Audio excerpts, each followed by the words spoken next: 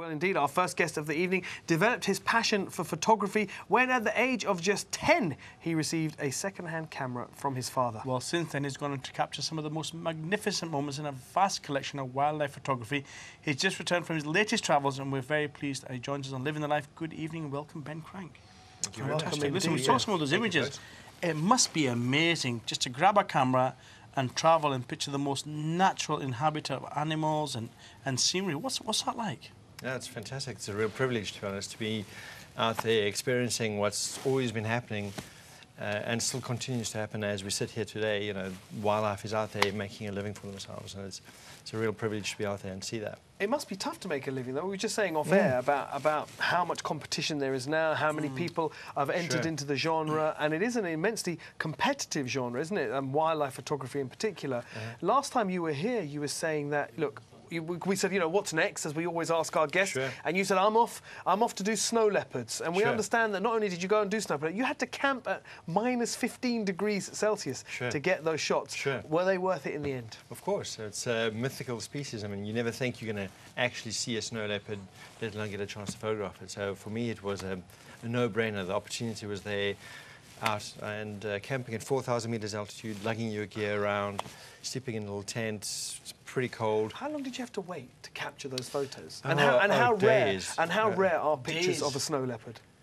From what I understand, that less than 1,000 people that are not native to the Himalaya have ever seen a wild snow leopard. So So it's very rare. That's a real privilege, less people have seen wild snow leopards, non-native people, than have stood on the top of Everest. Let me put it that way. Wow! Really? Yeah. So it's very rare. So So you spend a lot of time sitting on ridges in the freezing cold, scoping the hillsides with telescopes. So you have to carry a telescope as well.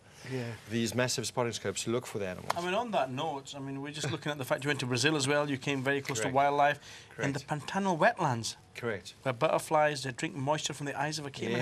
What about that kind of shot? Yeah. You know, that sounds like the beginning of a poem, doesn't it? Where butterflies drink from the eyes of a caiman. Yeah. It's an unusual phenomenon, but there they are. I've been to the Pantanal several times now, but I've only seen that once. So I wasn't I wasn't unhappy to see that. I knew that it happened, but I'd never yet witnessed it. I mean, the caiman are prevalent. You see lots and lots of caiman. Do you ever sit there and you think, oh, forget this, I'm home for a cup of tea? No, you know, I'm a diehard. Yeah? You know, I'm one of the last guys to always. That's the last guy that's packing his gear into the bag. Let me ask you this then. Let me ask you this: are you ever sitting there and you're waiting for 3 days for the butterfly to drink from the eye of the caiman, right? And someone goes, Ben, and you turn around and go, yeah, what? Yeah. And then they go, you missed it. You missed it. Yeah. That's one of the biggest parts of the learning curve. Actually, is to remember what the shot you're after and not get distracted by something else. I've missed plenty of this shot that I'm looking for by being temporarily distracted, and then that behaviour happens, and then you miss it, and then it's not necessarily going to happen again. We've got some amazing images of sea eagles caught fighting in Japan. Yes. Look at that. I mean, there we are there. Yeah, they are. You have to be really precise in that kind of stuff. Yeah, those monkeys. Fantastic. It's phenomenal. See these monkeys we've got up there now? Where are those guys? I mean, they look... So that's also in Japan, and that's a species of monkey known as Japanese macaque, or in layman's terms, the snow monkey. And they, in the winter, in the Japanese winter, the macaques bathe in hot springs. There's thousands of hot thermal springs in Japan, and they just bathe in these hot springs. And it's interesting because the access to the pool that they bathe in is controlled by the pecking order, the hierarchy in the troop. So the subordinate monkeys aren't allowed access to the warm water. So the guys you see in the image are only the top-ranking macaques in the troop. Yeah. And they're sitting there, the youngsters swim. They're just chilling out in the jacuzzi, huh? They fall asleep. And the other guys are just sitting there trembling, freezing their toes off. At the moment, a lot of the animals seen, they look pretty straightforward, but what about some dangerous stuff? Yeah, for sure. Yeah. What's it like sitting there, you know, knowing that this...